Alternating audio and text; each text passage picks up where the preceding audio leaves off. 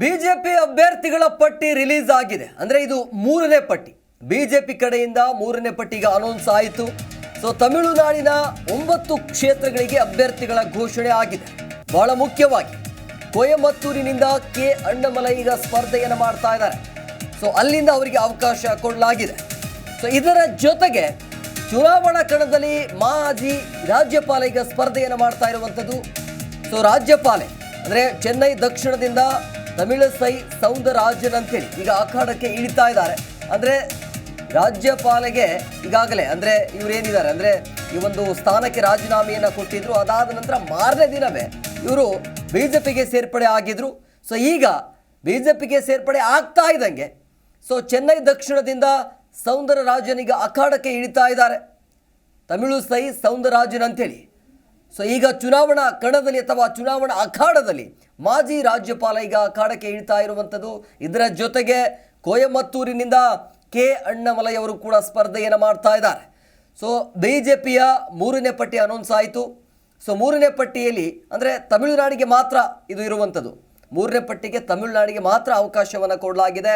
ತಮಿಳುನಾಡಿನ 9 ಕ್ಷೇತ್ರಗಳಿಗೆ ಅಭ್ಯರ್ಥಿಗಳ ಘೋಷಣೆ ಆಗಿದೆ.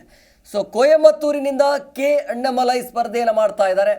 ಇದರ ಜೊತೆಗೆ ಚೆನ್ನೈ ದಕ್ಷಿಣದಿಂದ ಸೊ ತಮಿಳಿಸೈ ಸೌಂದರರಾಜನ್ ಅಂತೇಳಿ ಅವರು ಈಗ ಅಖಾಡಕ್ಕೆ ಇಳಿತಾ ಇದ್ದಾರೆ. ಸೊ ಮಾಜಿ ರಾಜ್ಯಪಾಲೆಯವರು. ಸೊ ರಾಜ್ಯಪಾಲೆ ಈ ಹಿಂದೆ ಬಿಜೆಪಿಗೆ ಸೇರ್ಪಡೆ ಆಗಿದ್ರು. ಅಂದರೆ ಆ ಹುದ್ದೆ ಏನಿದೆಯಲ್ಲ ರಾಜ್ಯಪಾಲರ ಹುದ್ದೆಯಿಂದಾಗಿ ಅವರು ಹಿಂದೆ ಸರಿದಿದ್ರು. ಅಂದರೆ ರಾಜೀನಾಮೆಯನ್ನು ಕೊಟ್ಟಿದ್ರು. ರಾಜೀನಾಮೆಯ ಕೊಟ್ಟಾದ ನಂತರ ಮಾರನೇ ದಿನವೇ ಬಿಜೆಪಿಗೆ ಸೇರ್ಪಡೆ ಆದರು. ಸೊ ಈಗ ಬಿಜೆಪಿಗೆ ಸೇರ್ಪಡೆ ಆಗ್ತಾ ಇದ್ದಂಗೆ ಅವರಿಗೆ ಟಿಕೆಟ್ ಅನೌನ್ಸ್ ಆಗಿದೆ. ಸೊ ಈಗ ಬಿಜೆಪಿಯಿಂದ ಮೂರನೇ ಪಟ್ಟಿ ಅನೌನ್ಸ್ ಆಗಿದೆ. ಮೂರನೇ ಪಟ್ಟಿ ಪ್ರಕಟ ಆಯಿತು.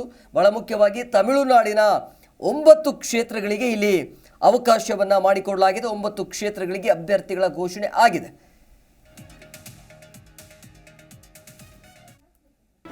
ಜಿ ಕನ್ನಡ ನ್ಯೂಸ್ ಈಗ ನಿಮ್ಮ ಮನೆಯಲ್ಲೇ ನೋಡಿ.